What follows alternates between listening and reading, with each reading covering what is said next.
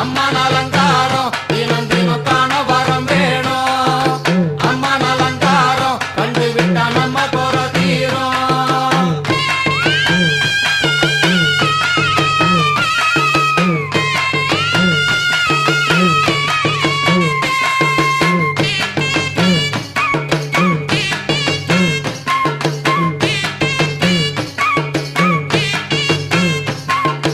ஜாதி என்ன ஜாதி அம்மனுக்கு அன்பு ஒன்றே நீதி.